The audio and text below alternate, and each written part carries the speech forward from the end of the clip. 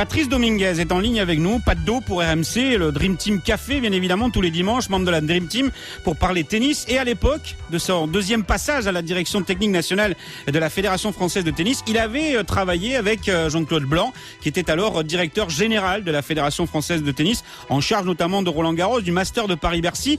Il était passé par ASO, le marketing des JO d'Albertville, la Juve, on va en parler avec Didier Mingaud dans quelques instants, avant d'arriver donc le 21 octobre, directeur général délégué du Paris Saint-Germain.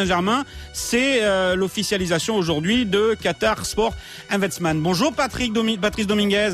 Bonjour messieurs. Bonjour Patrice. Jean-Claude Blanc, comment pourrait-on le définir, Patrice ? C'est un grand professionnel, voilà. Dans le bon sens du terme, c'est quelqu'un qui a des idées très claires, qui sait se fixer des objectifs et qui sait mener remarquablement sa barque ou les négociations pour obtenir ses objectifs. Et je me souviens qu'à la fédération, le président de l'époque, Christian Bim, qui l'avait recruté, lui avait demandé de repenser la stratégie marketing du cours central en redéfinissant ce qu'on appelle dans le langage technique du marketing les packages de la fédération, c'est-à-dire les panneaux latéraux, la bâche de fond de cours, la commercialisation, le développement de la griffe Roland-Garros, c'est-à-dire tout ce qu'on appelle le merchandising également dans les tournois. C'est quelqu'un qui a su remarquablement dynamiser les recettes de la fédération tout en réorganisant aussi les services. Je pense qu'il a été à très bonne école parce que, tu l'as dit, il a travaillé pour ASO, mais avant, il avait travaillé dans l'équipe de Krentowski et de Jean-Claude Killy sur les Jeux Olympiques d'Albertville. Parce que c'est un Savoyard. Sa maman était d'ailleurs présidente du comité départemental de Savoie. Donc il a toujours baigné là-dedans, il a toujours baigné dans le milieu sportif et il a eu de très bons parrains dans le milieu qui lui ont appris les bonnes méthodes. D'accord. En tout cas, merci pour ces précisions. Déjà, d'un point de vue tennistique, on va dire, dans sa façon de manager, de travailler le marketing. Merci, Patrice Dominguez. Côté italien, je me tourne vers Didier Mingaud. C'est vrai qu'aujourd'hui, on dit, d'ailleurs, je sais pas si on doit bien le prendre ou mal le prendre quand on est Jean-Claude Blanc ou un proche de Jean-Claude Blanc. On dit que sa seule réussite, c'est le nouveau stade de la Juve, qui est aujourd'hui le seul club italien à posséder ses propres infrastructures. C'est une énorme connerie. C'est une énorme connerie, tout simplement, excusez-moi l'expression, mais Jean-Claude Blanc, ce que vient de dire Patrice Dominguez est tout à fait exact. Moi, je l'ai vécu pendant plusieurs années de mes propres yeux, à savoir une personne très professionnelle, très courtoise, très disponible, en particulier avec nous, avec les médias. Il faut bien se rappeler que Jean-Claude Blanc arrive à la Juventus derrière Calciopoli. C'est-à-dire que la Juventus étant le D2, enfin ce qui est l'équivalent oui, D2. Non, mais ils sont pas en D2, ils sont au fond du trou. Ils sont au fond du trou, Jeannot et Jean-Michel. Oui. Et il y a tout à rebâtir. Les dégâts en termes d'image, les dégâts en termes de notoriété sont terribles. Enfin, pas de notoriété, parce que la Juventus arrête la Juventus, mais en termes d'image, sont terribles. Et Jean-Claude Blanc doit partir à zéro avec une feuille blanche. Bien évidemment, il est appelé, parce qu'il faut des hommes nouveaux. Tous les hommes qui ont créé Calciopoli, qui sont les responsables, les coupables de Calciopoli, à savoir Moggi, Giraudo et indirectement aussi Bettega, sont dehors. La famille Agnelli, propriétaire de la Juventus, n'a pas le choix, elle est obligée de repartir complètement à zéro. Et Jean-Claude Blanc a fait un travail remarquable à la Juventus, absolument remarquable. La seule chose, c'est que les supporters de la Juventus, le monde sportif et le monde proche de la Juventus en Italie le critiquent énormément, parce qu'ils estiment qu'il n'a pas défendu assez la Juventus. Mais c'est pas qu'il les a pas assez défendus. Il a dit, on a fait une faute, il faut qu'on la paye, repartons à zéro. Alors qu'il y a tout un mouvement de pensée en Italie qui aujourd'hui a repris le pouvoir à la Juventus et de renier le Calciopoli, de dire que ce n'est pas vrai, on n'a rien fait.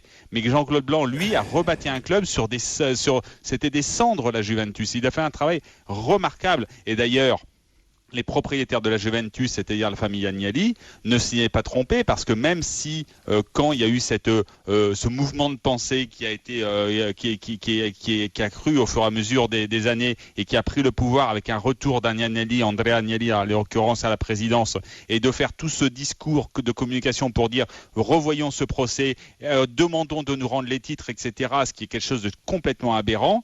Jean-Claude Blanc a bien évidemment été licencié à ce moment-là de la gestion sportive sportive, c'est-à-dire de son poste d'administrateur délégué de la Juventus, donc de la gestion du club proprement dit, mais ils ne s'y sont pas trompés. C'est lui qui était à l'origine du projet du nouveau stade de la Juventus, et la Juventus s'est bien gardée de virer Jean-Claude Blanc de ce projet. Ils lui ont demandé de s'en occuper exclusivement. Et Jean-Claude Blanc, jusqu'à il y a encore un mois, puisque le nouveau stade de la Juventus a été inauguré le 8 septembre dernier, eh bien Jean-Claude Blanc, jusqu'au 8 septembre, c'est lui qui a mené le projet nouveau stade de la Juventus, et il l'a mené remarquablement. Je voulais simplement dire, on avait évoqué quand même, puisque nous, dans le petit championnat de France, on se nourrit de quelques querelles, et actuellement, on sait très bien qu'entre le Paris Saint-Germain et l'Olympique de Marseille, il y a quand même une crise de jalousie. On avait évoqué de la part des tensions entre Blanc et Deschamps à l'époque de la Juve. Alors, il y a eu ce problème effectivement, mais je crois que ça a été plus une incompréhension qu'autre chose.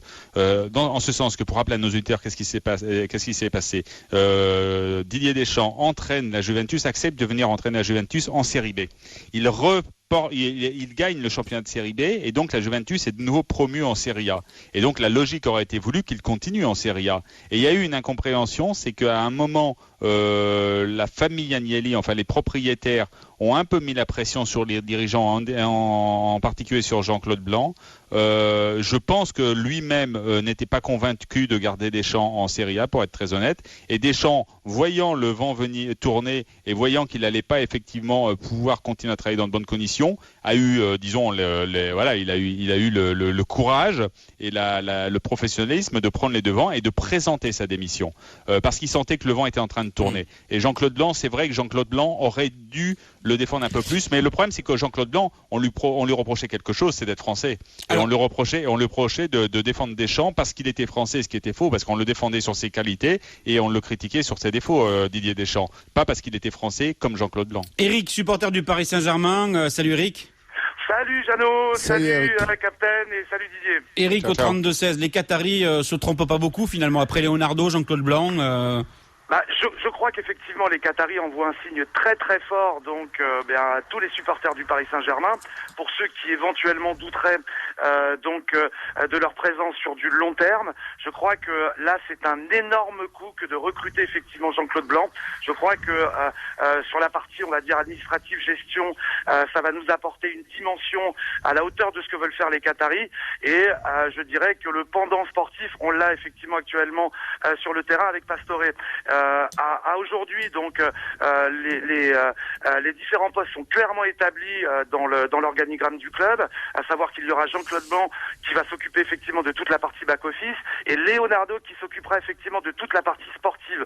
Ce sont visiblement, Didier peut-être le confirmera, ce sont visiblement deux personnages qui s'apprécient en plus énormément. Et pour revenir sur Jean-Claude Blanc, bien je pense que, pour ne pas reprendre effectivement ce qu'a dit Didier, je pense que ces résultats donc avec la Juventus sont suffisamment éloquents pour savoir que on s'entoure et on intègre quelqu'un d'énorme pour le Paris Saint-Germain qui nous fera progresser et nous faire arriver sur la scène européenne tel que défini visiblement par les Qatariens. Donc je suis extrêmement satisfait et rassuré sur le long terme. Didier, merci Eric. Didier, pour finir, un mot sur la relation Leonardo Jean-Claude Blanc. Je crois qu'elle est excellente.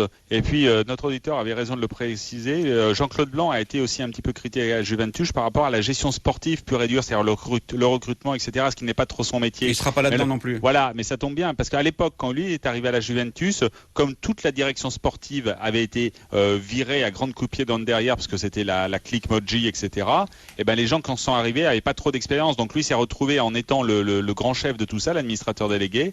C'est lui retrouver aussi à devoir prendre en main aussi un petit peu la gestion sportive, ce qui n'était pas trop son truc. Donc il va vraiment être dans son domaine, c'est-à-dire la gestion marketing, la gestion de la communication, la gestion administrative, la gestion financière, enfin toute l'organisation du club, le développement du club, et la gestion sportive, c'est Leonardo qui s'en occupe, et le PSG est entre de très bonnes mains. On est obligé de faire les comparaisons, Jeannot, mais le même jour, entre ce qui se passe à Marseille et ce qui se passe au Paris Saint-Germain, on sent un club qui est en construction, qui est en pleine ascension, et un club qui est de l'autre côté de la montagne. On en parlait tout à l'heure à 16h, avec les déclarations de Margarita Wood-Dreyfus dans le supplément sport du Monde Magazine. Libre de vendre demain si la situation financière et sportive du club ne se redressait pas. Et avec un tacle à l'égard de Didier Deschamps, je lui ai donné tous les moyens et pouvoirs sportifs pour réussir. Maintenant, c'est à lui de montrer ce qu'il peut faire. L'Italie donc. Jeannot, je peux me permettre une petite réflexion. Excuse-moi Fred, Jean-Claude Blanc, Leonardo, c'est du costaud pour gérer un club. Oui Fred, tu voulais dire? Non, simplement parce que j'écoutais ça avec beaucoup d'attention, mais je suis content de voir cette évolution dans des mentalités en France, parce que maintenant on parle allègrement de marketing, de rentabilité, des questions d'image, etc. Je me souviens il y a quelques années quand c'est le Real Madrid qui faisait ça, on entendait pique-pendre, on entendait des vierges effarouchées. Je pense que nous, dans nos pays respectifs, où je vois par exemple le modèle maximum qui est Manchester, n'est-ce pas Philippe? Il y avait en France un dédain pour les clubs. Tu le sais, Fred, tu sais. Et voilà, et je suis content de voir qu'aujourd'hui. Tu connais le rapport des Français avec l'argent. Et c'est intéressant parce qu'aujourd'hui on dit tiens, on a un type qui va faire du marketing, qui va faire de l'argent, etc. Tout le monde est très content. Quand des grands clubs européens le faisaient, on les regardait un petit peu de haut. Donc je suis ravi de voir cette évolution culturelle.